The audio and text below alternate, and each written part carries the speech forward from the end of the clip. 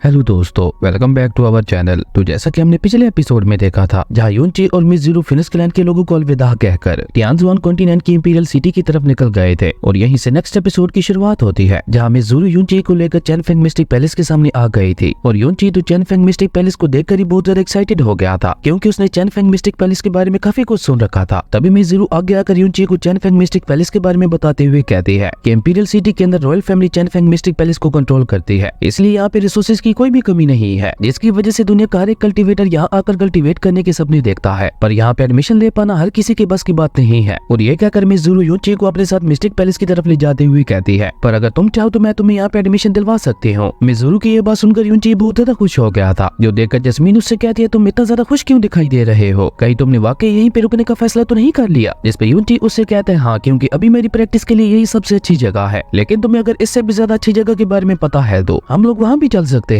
जिसपे जस्मीन उससे कहती है, नहीं, ये जगह इतनी ज्यादा बुरी भी नहीं है। और अभी जस्मीन ये सब कह ही रही थी, तभी सामने से मास्टर केन भागकर मिस ज़ीरो के पास आते हुए कहते हैं, ज़ीरो, फाइनली तुम वापस आ ही गई। और यहाँ पे सबसे अजीब बात तो ये थी कि मास्टर केन ने यूनची को यहाँ पे पूरी तरह से इग्नोर कर दिया था, जो देखकर तो यूनची को कुछ भी समझ नहीं आ रही थी। और उसी के साथ साथ यूनची ये भी सोच रहा था कि आखिर मास्टर केन यहाँ पे क्या कर रहे हैं। और तभी मास्टर केन चिंता से ज़ीरो से कहते हैं, तुम जब से साउथ ट्राइब गई थी, मुझे तुम्हारी बहुत ज्यादा चिंता हो रही थी। अगर तुम्हें वहाँ पे कुछ हो जाता तो मैं तुम्हारे फादर को क्या जवाब देता? जिसपे मिस ज़ीरो भी थोड़ी चिंता से मास्टर केन से पूछती है, कहीं आपने वो सब मेरे फादर को बता तो नहीं दिया? जिसपे मास्टर केन उससे कहते नहीं, तुम्हारे फादर की तबीयत पहले ही बहुत ज्यादा खराब थी, ऊपर से मैं उन्हें ये सब बताकर और ज्यादा परेशान नहीं करना चाहता था। और अभी वहाँ पे यूनची उन दोनों की बातें सुनने की कोशिश कर ही रहा था कि तभी युनबा वहाँ पे भागते हुए आकर यूनची को पकड़कर ऊपर उठाते हुए कहता है, ब्रदर इन लॉ, आप कहाँ चले गए थे? आप जानते भी हैं कि मुझे आपकी कितनी ज्यादा फिक्र हो रही थी। जिसपे यूनची उसे डांटते हुए कहता है, युनबा, मैंने तुम्हें कितनी बार मना किया है कि मुझे ब्रदर इन लॉ ना बोला करो। जिसपे युनबा कहता है, ओके ब्रदर इन लॉ, आगे से मैं आपको ब्रदर इन लॉ नहीं बुलाऊंगा। अब युनबा की ये हरकतें देखकर मिस ज़ीरो और मास्टर केन के फेस के ऊपर भी स्माइल आ गई थी। लेकिन तभी वहाँ पे मोरोंग आकर नाटक करते हुए मिस ज़ीरो से कहता है, ज़ीरो, तुम कहाँ चली गई थी? मुझे तुम्हारी बहुत ज्यादा फिक्र हो रही थी। अगर तुम आज भी वापस नहीं आती तो मैं खुद तुम्हारे पीछे आने वाला था। और ये कहकर वो मिस ज़ीरो का हाथ पकड़ने की कोशिश करता है, लेकिन मिस ज़ीरो अपना हाथ पीछे लेते हुए उसे कहती है, सीनियर मोरोंग, मेरी इतनी ज्यादा चिंता करने के लिए शुक्रिया। और ये कहकर वो मास्टर केन को यूनची को वो सारा मिस्टिक पैलेस दिखाने के लिए कहती है। जिसके बाद वो खुद यूनची के पास आते हुए उससे कहती है कि मैं अपने पिता से मिलने के लिए जा रही हूँ, और उसी के साथ मुझे वहाँ पे बहुत जरूरी काम भी है, तो हो सकता है मुझे वहाँ पे थोड़ी देर हो जाए, पर मैं अपने सारे काम खत्म करके जल्द ही दोबारा यहाँ पे वापस आ जाऊंगी, और मुझे उम्मीद है तब तक तुम यहीं पे रुकोगे। मिस ज़ीरो की ये बात सुनकर यूनची भी उसके साथ चलने के लिए कहता है, पर मिस ज़ीरो उसे मना कर देती है। तो देखकर यूनची वो पॉइजनस गन निकालकर मिस ज़ीरो को देते हुए कहता है कि इसे अपने पास ही रखना, ये मुसीबत में तुम्हारे काफी काम आएगी। और ये कहकर यूनची ने यहाँ पे मिस ज़ीरो के हाथ भी पकड़ लिए थे। वहीं मिस ज़ीरो ने भी खुशी खुशी अपने हाथ यूनची के हाथों में दे दिए थे, जो देखकर तो मोरोंग यहाँ पे पूरी तरह से जल गया था। और जैसे मिस ज़ीरो यूनची को अलविदा कहकर वहाँ से जाती है तो मोरोंग यूनची के ऊपर गुस्सा करते हुए कहता है कि आखिर तुम्हारी हिम्मत कैसी हुई ज़ीरो के हाथ पकड़ने की? जिसपे यूनची उसे वहाँ पे पूरी तरह से इग्नोर करते हुए चुपचाप वहाँ से जाने लगता है। लेकिन मोरोंग गुस्से से अपनी सोड को बाहर निकालते हुए पीछे से ही उसके ऊपर अटैक कर देता है, जिसे यूनची ने अपनी सिर्फ 2 फिंगर से ही रोक लिया था। और जैसे यूनची वहाँ पे अपना ऑरा रिलीज करता है तो मोरोंग के साथ साथ मास्टर केन और युनबा को भी एक झटका लगता है। और मास्टर केन तो हैरान होते हुए अपने मन में कहते हैं, आखिर इस लड़की ने इतनी जल्दी खुद को इतना ज्यादा पावरफुल कैसे बना लिया? और तभी यूनची ने वहाँ पे अपनी 2 फिंगर्स को मूव करते हुए मोरोंग को वहीं पे गिरा दिया था। और उसी के साथ यूनची उसे वहाँ पे धमकी देते हुए कहता है कि अगर अगली बार तुमने मेरे और ज़ीरो के बीच में आने की कोशिश की तो मैं तुम्हें जिंदा नहीं छोड़ूंगा। जिसपे मोरोंग भी वहाँ से भागकर जाते हुए यूनची से कहता है, तुम बस यहीं पे रुको, देखना मैं तुम्हारा क्या हल करवाता हूँ। जो सुनकर मास्टर केन थोड़ा परेशान होते हुए यूनची से कहते हैं, आखिर तुम हर बार सामने से मुसीबत मोल क्यों ले लेते हो? तुम जानते भी हो कि मोरोंग का कजन ये कितना ज्यादा खतरनाक और पावरफुल है, और उसी के साथ साथ वो चैनफेंग मिस्टिक पैलेस के इनर डिसेबल भी है। लेकिन यूनची को तो यहाँ पे इनर डिसेबल के बारे में कुछ भी मालूम नहीं था, इसलिए मास्टर केन उसे बताते हैं कि चैनफेंग मिस्टिक पैलेस को 3 हिस्सों में डिवाइड किया गया है, जिसमें सबसे पहला outer palace, second inner palace, और सबसे लास्ट में आता है सेंट्रल पैलेस। और इनमें सबसे ज्यादा पावरफुल डिसेबल सेंट्रल पैलेस के ही होते हैं। इस बात का अंदाजा तुम ऐसे लगा लो कि सेंट्रल पैलेस के जो सबसे कमजोर डिसेबल्स हैं वो भी ट्रू मिस्टिक रियलम को अचीव कर चुके हैं, और इनर पैलेस के डिसेबल्स भी कम नहीं है। इनर पैलेस में सिर्फ टोटल 100 डिसेबल्स हैं, जिनको अगर पावर लेवल के हिसाब से देखा जाए तो वो सभी के सभी तुमसे बहुत ज्यादा पावरफुल है। इवन मोरोंग का कजन भी रैंकिंग में 73 नंबर पे आता है। लेकिन यूनची मास्टर केन की ये सारी बातें सुनकर कहता है कि कोई जितना मर्जी पावरफुल हो, मैं किसी से नहीं डरता, आप बस मुझे इतना बता दे कि मैं चैनफेंग मिस्टिक पैलेस को कैसे ज्वाइन कर सकता हूँ। जिसपे मास्टर केन उससे कहते हैं कि तुम्हारी किस्मत बहुत ज्यादा अच्छी है, क्योंकि आज ही चैनफेंग मिस्टिक पैलेस में कॉम्बैट कंपटीशन होने वाला है, और अगर तुमने वो कॉम्बैट कंपटीशन जीत लिया तो तुम भी ऑफिशियली चैनफेंग मिस्टिक पैलेस के एक डिसेबल बन जाओगे। उसके बाद हमें रॉयल फैमिली का मेंशन दिखाया जाता है, जहाँ पे एक ओल्ड मैन जिसका नाम चैन वांग था, जो कि रॉयल फैमिली का एम्परर था, वो वहाँ पे लेटा हुआ आराम कर रहा था। लेकिन तभी उसे वहाँ पे हुई एक अनाउंसमेंट से पता चलता है कि उसकी बेटी यूई वापस आ चुकी है। ये सुनकर एम्परर वहाँ पे अपना पूरा दम लगाते हुए वहाँ से उठकर अपनी बेटी, जो कि और कोई नहीं बल्कि मिज़ुरु ही थी, भागकर उसकी तरफ जाने लगता है। और इस तरह हमें यहाँ पे पता चलता है कि मिज़ुरु रियल में एम्परर की बेटी है, जिसका रियल नेम यूवी है। उसके बाद हम दोबारा यूनची और यूनबा को देखते हैं, जो कि उसी कॉम्बैट कंपटीशन वाली जगह पे आ चुके थे। और वहाँ पे एक डिसेबल अपने कॉम्पिटिटर डिसेबल को बहुत ही बुरी तरह से मारकर उसे बैटल अरीना से बाहर फेंक देता है। और जब यूनची आगे बढ़कर उस डिसेबल को चेक करता है तो वहाँ पे उस डिसेबल की काफी सारी हड्डियां टूट चुकी थी, जो देखकर यूनची को बहुत ज्यादा गुस्सा आता है। लेकिन यूनबा यूनची को रोकते हुए कहता है, बॉस इस लड़के से पंगा ना लो, ये ऑलरेडी मिस्टिक पैलेस का एक डिसेबल है और इन्हें वैसे भी आउटर डिसेबल्स को तंग करने में बहुत ज्यादा मजा आता है। यूनबा की ये बात सुनकर यूनची के फेस के ऊपर एक डेबल स्माइल आ जाती है, क्योंकि उसे चैन फेंग मिस्टिक पैलेस को ज्वाइन करने का एक आइडिया मिल गया था। इसलिए वो वहाँ से जंप करता हुआ सीधा बैटल अरीना के अंदर चला जाता है, जहाँ यूनची ने उस लड़के फेंग यू को चैलेंज कर दिया था। जो देखकर फेंग यू भी हंसते हुए यूनची से कहता है कि मुझे तुम्हारी ये चैलेंज मंजूर है, और अब जब तुमने सामने से आकर मुझसे फाइट करने की हिम्मत की है तो मैं तुम्हें मेरे ऊपर पहले 3 हमले करने की इजाजत देता हूँ। अगर तुमने मुझे अपने उन 3 हमलों में जरा सा भी इंजर्ड कर लिया तो मैं अपनी हार मान लूंगा। लेकिन यूनची यहाँ पे फेंग यू की ये बात मानता उससे पहले ही सी कोंग नाम के एक डिसेबल जिसे मास्टर किन ने यूनची की मदद करने के लिए भेजा था, वो बैटल अरीना के अंदर आकर फेंग यू से कहता है, मैंने ये नहीं सोचा था कि तुम इतनी ज्यादा घटिया निकलोगे, तुम एक न्यू आने वाले डिसेबल को अपनी चाल में फंसा रहे हो। और ये कहकर सी कोंग यहाँ पे यूनची को भी सावधान करते हुए कहता है कि तुम्हें इसकी बात मानने की कोई जरूरत नहीं है, क्योंकि इसके पास एक बहुत ही ज्यादा खास डिफेंसिव टेक्निक है, जिसे तोड़ना किसी के लिए भी लगभग इम्पॉसिबल है। जिस पे यूनची ब्रदर सी कोंग का शुक्रिया अदा करते हुए कहता है, मुझे सुधार करने के लिए आपका बहुत बहुत शुक्रिया, पर मैं ऑलरेडी ये चैलेंज एक्सेप्ट कर चुका हूँ, तो इसलिए अब मैं पीछे नहीं हट सकता। यूनची की यह बात सुनकर सी कोंग को भी मजबूरन बैटल अरीना से बाहर जाना पड़ता है, और उसके वहाँ से जाते यूनची और फेंग यू के दरमियान फाइट शुरू हो जाती है, जहाँ यूनची ने सबसे पहले अपनी इवल गॉड की मिस्टिक पावर को एक्टिवेट करके अपनी shadow star of God technique का यूज करते हुए जाकर फेंग यू को एक बहुत ही ज्यादा पावरफुल पंच मार दिया था, जिसे रोकने के लिए फेंग यू ने भी अपने सामने एक बहुत ही ज्यादा पावरफुल शील्ड लगा ली थी। लेकिन हम देखते हैं कि वो शील्ड यहाँ पे ज्यादा देर यूनची के अटैक को नहीं झेल पाती और वो वहीं पे डिस्ट्रॉय हो गई थी। जिसके बाद अब यूनची के पास सिर्फ 2 और अटैक्स बचे थे, और अपने सेकंड अटैक में यूनची इवल गॉड की फ्लेम को एक्टिवेट करता है, जिसे देखकर वहाँ पे खड़े हुए सभी डिसेबल्स बहुत ज्यादा हैरान हो गए थे, और उनमें से वहाँ पे किसी को अपनी आंखों पे यकीन ही नहीं हो रहा था कि इस मामूली से दिखने वाले लड़के के पास इतनी ज्यादा खास डेवल फ्लेम मौजूद है। वहीं यूनची ने वहाँ पे एक बार फिर से आगे बढ़ते हुए अपनी डेवल फ्लेम से फेंग यू के ऊपर अटैक कर दिया था, जिसे रोकने के लिए अब की बार फेंग यू भी अपने सामने 3 लेयर वाली शील्ड लगाता है। लेकिन वो 3 लेयर वाली शील्ड भी यूनची के इस अटैक को नहीं रोक पाती, और वो तीनों शील्ड्स वहाँ पे देखते ही देखते एक एक करके डिस्ट्रॉय हो गई थी। जिसके बाद यूनची का पंच जाकर सीधा फेंग यू को लगता है, जिसके इम्पैक्ट की वजह से वो खिसकता हुआ काफी पीछे चला गया था। इवन यहाँ पे उसके मुंह से ब्लड भी निकलने लगा था, जो देखकर तो बेचारे फेंग यू को कुछ समझ ही नहीं आ रही थी कि आखिर उसकी इतनी ज्यादा पावरफुल डिफेंसिव शील्ड टूट कैसे गई। पर वो अभी भी यहाँ पे हार नहीं मार रहा था, जो देखकर यूनची उससे कहता है, ओके अगर ऐसा है तो फिर तुम मेरे तीसरे हमले के लिए भी रेडी हो जाओ। और ये कहकर यूनची वहाँ पे अपने फिनिश गॉड की पावर को एक्टिवेट करता है, जिसे देखकर तो ब्रदर सी कोंग भी हैरान होते हुए कहता है, इस लड़की की पावर तो किसी इनर पैलेस के डिसेबल से भी कई ज्यादा पावरफुल है। और तभी यूनची ने वहाँ पे एक बार फिर से आगे बढ़ते हुए जाकर फेंग यू के ऊपर अटैक कर दिया था, जो देखकर फेंग यू सेम पहले की तरह अपनी 3 लेयर वाली शील्ड का यूज करके यूनची के अटैक को रोकने की कोशिश करता है। लेकिन यूनची ने यहाँ पे बहुत ही आसानी से उसकी शील्ड की दोनों लेयर्स को डिस्ट्रॉय कर दिया था। और जब यूनची थर्ड शील्ड को डिस्ट्रॉय करने ही वाला था, तभी फेंग यू अपना ब्लड उस आखिरी शील्ड के ऊपर थ्रू कर देता है। और ये एक फॉरबिडन टेक्निक थी, जिसे डिस्ट्रॉय कर पाना तो अर्थ मिस्टिक रियलम के कल्टीवेटर के लिए भी इम्पॉसिबल था। ये देखकर यूनची भी वहाँ पे अपनी इवल गॉड की पावर को एक्टिवेट करते हुए मून फॉलन टेक्निक का यूज करता है। जिसके बाद तो यूनची ने वहाँ पे बहुत ही आसानी से फेंग यू की शील्ड को डिस्ट्रॉय कर दिया था, और यूनची के अटैक के इम्पैक्ट की वजह से फेंग यू भी वहाँ पे बहुत ही बुरी तरह से घायल हो गया था। और इसी के साथ यूनची ये कॉम्पिटिशन जीत गया था, जो देखकर वहाँ पे खड़े सभी लोग यूनची की तारीफें करने लगे थे। और तभी फेंग यू का मास्टर वहाँ आकर यूनची से कहता है, आखिर तुम इतने ज्यादा जालिम कैसे हो सकते हो, जो तुमने मेरे डिसेबल को इतनी बुरी तरह से इंजर्ड कर दिया। जिस पे यूनची उससे कहता है, जब आपका डिसेबल यहाँ पे दूसरे डिसेबल्स को बुरी तरह से इंजर्ड कर रहा था तब तो आप कुछ नहीं बोल रहे थे, तो फिर अब क्या हो गया। यूनची की ये बात सुनकर वो मास्टर भी कुछ नहीं बोल पाता। पर तभी मोरोंग भी वहाँ पे अपने कजन को लेकर पहुंच चुका था, और मोरोंग का कजन जिसका नाम यही था, उसने यहाँ पे बिना कुछ सोचे समझे पीछे से यूनची के ऊपर अटैक कर दिया था। लेकिन ब्रदर सी कोंग ने यहाँ पे बीच में आते हुए यूनची को बचा लिया था, जो देखकर ब्रदर ये गुस्से से सी कोंग से कहता है, सी कोंग तुम्हारी हिम्मत कैसे हुई मेरे इस अटैक को रोकने की। इस लड़के ने मेरे कजन को मारने की हिम्मत की, इसका बदला मैं इसकी मौत से लूंगा। जिस पे ब्रदर सी कोंग उससे कहता है, तुम्हारा कजन मोरोंग और ये लड़का दोनों जूनियर डिसेबल्स हैं, तो क्यों ना तुम ये मैटर उन दोनों को खुद से सॉल्व करने दो। जिस पे ब्रदर ये उससे कहता है, ओके मैं तुम्हारे लिए इस लड़के को एक चांस देता हूँ, अगर ये लड़का 10 बार अपने मुंह पे थप्पड़ मारे और मेरे कजन के पाँव में गिरकर उसे माफी मांगे तो फिर हो सकता है मैं इसे छोड़ दूं। ब्रदर ये की बात सुनकर यूनची यहाँ पे बहुत ही एटीट्यूड से उससे कहता है, मैंने यहाँ पे खुद को मारना नहीं सीखा, तो क्यों ना तुम पहले खुद को यहाँ पे मारते हुए मुझे सिखा दो कि खुद को कैसे मारते हैं। यूनची की ये बात सुनकर ब्रदर ये को इतना ज्यादा गुस्सा आता है कि वो दोबारा अपना ऑरा रिलीज करते हुए यूनची के ऊपर अटैक करने के लिए रेडी हो गया था, जो देखकर ब्रदर सी कोंग भी यहाँ पे अपना ऑरा रिलीज कर देता है। पर यूनची यहाँ पे ब्रदर सी कोंग को रोकते हुए कहता है, ये प्रॉब्लम मेरा है और मैं इसे खुद से ही सोल्व करूंगा। और ये कहकर यूनची आगे आते हुए ब्रदर ये से कहता है, अगर तुम मेरे साथ फाइट करना ही चाहते हो तो क्यों ना हम दोनों 3 3 महीने बाद एक डेथ फाइट करे। यूनची की ये बात सुनकर तो ब्रदर ये भी खुशी खुशी इसके लिए मान गया था। और तभी वहाँ पे मास्टर किन के साथ एक और एल्डर भी आते हुए यूनची से कहते हैं, अब जब तुमने सामने से डिसेबल ये को चैलेंज किया है तो अगर तुम 3 महीने बाद ये कंपटीशन हार गए तो तुम्हें ना सिर्फ डिसेबल ये की पनिशमेंट लेनी पड़ेगी, बल्कि उसी के साथ साथ हमारे इस चैनफेंग मिस्टिक पैलेस को भी छोड़ के जाना होगा। जिसपे यूनची भी उस एल्डर जिसका नाम वो शेंग था उसकी बात मानते हुए कहता है, पर अगर मैंने ये कंपटीशन जीत लिया तो फिर क्या होगा। जिसपे ब्रदर ही बहुत ही घमंड से कहता है, अगर तुम मुझसे ये फाइट जीत गए तो मैं अपनी सारी जिंदगी तुम्हारी गुलामी करूंगा। जिसपे एल्डर वू शेंग भी यूनची से कहते हैं, अब जब तुमने क्योंकि अपने से कई ज्यादा पावरफुल डिसेबल को चैलेंज किया है तो इसलिए मैं तुम्हें परमिशन देता हूँ कि तुम अगले 3 महीनों के लिए आउटर पैलेस, इनर पैलेस या सेंट्रल पैलेस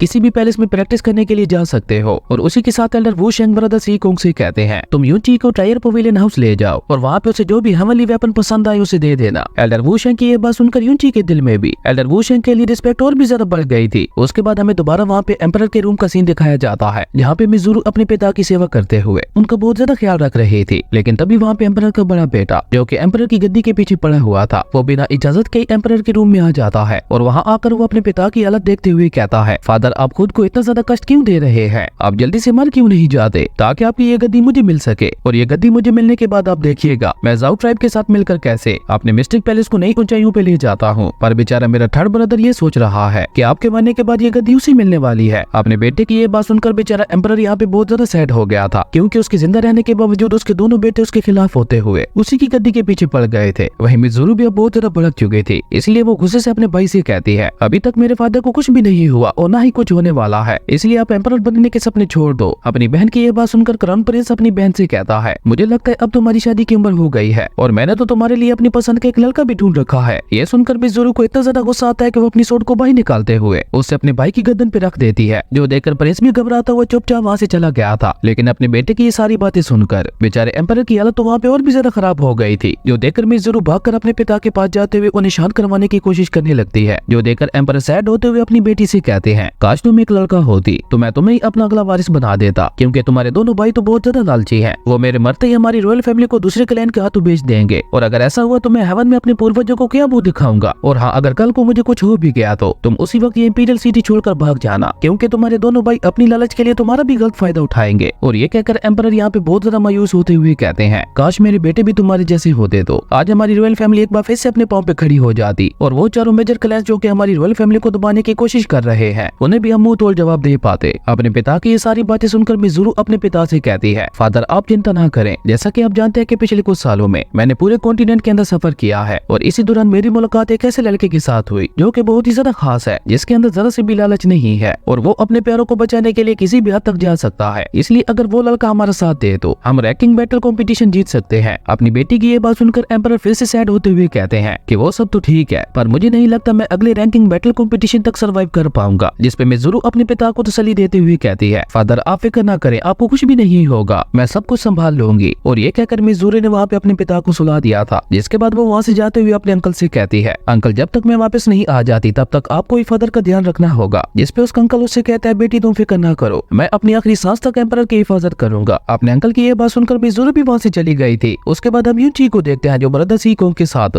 इनर पैलेस के ट्रायल रूम के अंदर आया हुआ था और ब्रदर सी कोंग के बार बार कहने की वजह से यूनची भी यहाँ पे अपने लिए एक वेपन लेने के लिए रेडी हो गया था। जो देखकर ब्रदर सी कोंग भी एक्साइटेड होते हुए यूनची को वहाँ पे काफी सारे अलग अलग टाइप के वेपन दिखाने लगता है, लेकिन अभी तक यूनची को उनमें से कोई भी वेपन पसंद नहीं आ रहा था। इसलिए यूनची वहाँ पे खुद अपने लिए एक वेपन को सिलेक्ट करता है, जिससे वहाँ पे बहुत ही अलग तरह की एनर्जी निकल रही थी। और जैसे ही वो वेपन यूनची के पास आता है तो वो एक हैवी रूलर सोर्ड थी, जो कि हजारों साल पहले एक जनरल की हुआ करती थी और तब से लेकर आज तक कोई भी कल्टीवेटर इस हैवी रूलर सोर्ड को सिलेक्ट नहीं कर पाया। इसलिए यूनची को ये सोर्ड बहुत ज्यादा इंटरेस्टिंग लग रही थी। पर जब यूनची उस हैवी रूलर सोर्ड को उठाने की कोशिश करता है तो तब यूनची को एहसास होता है कि क्यों आज तक किसी भी कल्टीवेटर ने इस हैवी रूलर सोर्ड को सिलेक्ट क्यों नहीं किया। और सी कोंग भी यहाँ पे यूनची को बताता है कि इस हैवी रूलर सोर्ड को प्योर मीटियोर के टुकड़े से रिफाइन किया गया है और इस हैवी रूलर सोर्ड का टोटल वजन 2340 किलो है। इसलिए सी कोंग यूनची को ये सोर्ड सिलेक्ट करने के लिए मना कर रहा था, लेकिन यूनची यहाँ पे एक स्माइल करते हुए उससे कहते हैं, पर मुझे ये सोर्ड बहुत ज्यादा पसंद आई है, इसलिए मैं इसे ही सिलेक्ट कर रहा हूँ। वहीं ब्रदर सी कोंग भी हैरान होते हुए ये सारी बात जाकर एल्डर वू शिंग को बता देता है और ये सब सुनकर तो एल्डर वू शिंग को यूनची और भी ज्यादा इंटरेस्टिंग लगने लगा था। वहीं उसके बाद हमें रात का सीन दिखाया जाता है, जहाँ पे यूनची अपनी मिस्टिक पावर का यूज करते हुए उस हैवी रूलर सोर्ड को प्रैक्टिस करने की कोशिश कर रहा था, पर वो बार बार इसमें नाकाम हुए जा रहा था। जो देखकर जस्मीन भी बाहर आते हुए उससे पूछती है कि आखिर तुमने इस हैवी रूलर सोर्ड को ही सिलेक्ट क्यों किया, जबकि तुम तो इसे उठा भी नहीं पा रहे। जिस पे यूनची उसे बताता है कि जब मैंने इस सोर्ड को पहली बार देखा था था तो मुझे इस सोर्स से बहुत ही ज्यादा मिस्टीरियस एनर्जी महसूस हो रही थी और मुझे ऐसा लग रहा था जैसे वो मिस्टीरियस एनर्जी मुझे अपनी तरफ बुला रही है। यूनची की ये बात सुनकर जैस्मीन को भी एक झटका लगता है। वहीं यूनची अपनी बात आगे बढ़ाते हुए कहता है, देखना मैं बहुत ज्यादा हार्ड प्रैक्टिस करके इस सोर्ड को मास्टर कर ही लूंगा, जिसके बाद मैं इस सोर्ड का यूज करते हुए अपने प्यारों को बचाने की पूरी कोशिश करूंगा। और जैसे जैसे यूनची यहाँ पे ये सब कह रहा था वैसे वैसे जैस्मीन और भी ज्यादा हैरान होती जा रही थी, क्योंकि यूनची की बातें सुनकर आज उसे ऐसा लग रहा था जैसे उसने सारी बातें पहले भी कहीं सुन रखी हैं, जो कि और किसी ने नहीं, एक टाइम पे उसके भाई ने ही उसे कही थी। और ये सारी बातें याद करके जैस्मीन को वहाँ पे अपने भाई की बहुत ज्यादा याद आने लगी थी, क्योंकि वो भी इसी तरह एक हैवी रूलर सोर्ड का यूज किया करता था जिसे उसका भाई गार्डियन सोर्ड भी कहता था। और ये सब सोचकर जैस्मीन यूनची से कहती है, ओके अगर ऐसा है तो ऐसे मैं तुम्हारी इस सोर्ड को प्रैक्टिस करने में मदद करूंगी और तुम्हें सिखाऊंगी दी ग्रेट बुड्ढा हेवन डाउ टेक्निक, जो कि एक एंशिएंट गॉड की सीक्रेट टेक्निक थी। और जैस्मीन यूनची को बताती है कि अगर तुमने दी ग्रेट डाउ बुड्ढा टेक्निक को अच्छी तरह से सीख लिया तो तुम्हारी बॉडी भी डिवाइन बॉडी में ट्रांसफॉर्म हो जाएगी। और ये सारी बातें सुनकर यूनची यहाँ पे और भी ज्यादा एक्साइटेड हो गया था, जिसपे जैस्मीन उसे बताती है कि इस एंशिएंट टेक्निक के टोटल 12 लेवल्स हैं और अगर तुमने इस टेक्निक के फर्स्ट लेवल को भी अचीव कर लिया तो तुम ये क्या हजारों किलो तक की सोर्ड को भी उठा पाओगे। और इसी तरह जब तुम आगे आगे बढ़ते जाओगे तो तुम्हारी बॉडी पावर भी उसी हिसाब से बढ़ती जाएगी। उसके बाद हमें यूनची के रूम का सीन दिखाया जाता है, जहाँ जैस्मीन अपनी फिंगर का यूज करते हुए वो बुड्ढा हेवन डाउ टेक्निक सीधी यूनची की माइंड के अंदर डाल देती है। जिसके बाद यूनची उस टेक्निक की प्रैक्टिस करने के लिए अपनी सी सोल के अंदर चला गया था, लेकिन वहाँ पे यूनची को कुछ भी समझ नहीं आ रहा था कि वो वहाँ पे द ग्रेट बुड्ढा हेवन डाउ टेक्निक के फर्स्ट लेवल को कैसे अनलॉक करे। और अभी यूनची वहाँ पे ये सब सोच ही रहा था कि तभी उसे एक झटका लगता है, जिसके साथ ही उसकी आंखें वहाँ पे दोबारा खुल गई थी, जो देखकर जैस्मीन उसे डांटते हुए कहती है कि तुम्हें इतनी जल्दबाजी करने की क्या जरूरत थी। मेरा भाई जो कि एक बहुत ही ज्यादा पावरफुल वॉरियर था, उसे भी फर्स्ट लेवल को अचीव करने के लिए 1 महीने से ज्यादा टाइम लग गया था। और अभी जैस्मीन यहाँ पे ये सब कह ही रही थी कि तभी उन्हें वहाँ पे मिस ज़ोरू की आवाज सुनाई देती है, जो सुनकर जैस्मीन वापस हेवनली पोजन पल के अंदर चली गई थी। वहीं दूसरी तरफ यूनची भी जल्दी से जाकर मिस ज़ोरू को अपने रूम के अंदर ले आता है, जहाँ मिस ज़ोरू यूनची को इनर डिसेबल बनने के लिए कांग्रेट्स कहती है। लेकिन उसी के साथ वो थोड़ी चिंता से यूनची से कहती है कि तुम्हें ब्रदर ये कुछ चैलेंज नहीं करना चाहिए था, जिसपे यूनची उससे कहता है कि तुम फिक्र ना करो, 3 महीने बाद मैं उसे आसानी से हरा दूंगा। जिसपे मिस ज़ोरू यूनची को एक जेड लॉकेट देते हुए कहती है कि तुम इसे अपने पास रख लो और जब भी कभी तुम्हें मेरी मदद की जरूरत हो तो तुम इसकी मदद से मुझे अपने पास बुला लेना। ये सुनकर यूनची ने भी खुशी खुशी उस जेड लॉकेट को अपने पास रख लिया था। लेकिन यूनची को आज यहाँ पे मिस ज़ोरू थोड़ा परेशान दिखाई दे रही थी और जब यूनची मिस ज़ोरू से इस बारे में पूछता है तो मिस ज़ोरू उससे कहती है कि तुम जानते ही हो मेरे पिता थोड़े बीमार है, शायद इसीलिए मैं तुम्हें थोड़ा परेशान दिखाई दे रही होंगी। मिस ज़ोरू की ये बात सुनकर यूनची उससे कहता है, ये तो कोई बड़ी बात नहीं है, तुम भूल गई हो कि मैं कितना अच्छा डॉक्टर हूँ, तुम जल्दी से मुझे अपने पिता के पास ले चलो, मैं उन्हें अभी के अभी ठीक कर देता हूँ। लेकिन क्योंकि मिस ज़ोरू यूनची को अपनी रियल आइडेंटिटी के बारे में नहीं बताना चाहती थी, इसलिए वो यूनची को टालते हुए वहाँ से चली गई थी। लेकिन ये देखकर अब यूनची को भी शक होने लगा था कि जरूर मिस ज़ोरू उससे कुछ छुपा रही है। और इसी कमाल के सीन के साथ हमारा अमेजिंग एपिसोड यहीं पे खत्म हो गया था। दोस्तों अगर आपको ये वीडियो अच्छी लगी तो लाइक कर दें और अगर चैनल पे नए आए हो तो सब्सक्राइब करते जाना। तो मिलते हैं एक न्यू वीडियो में, तब तक के लिए बाय।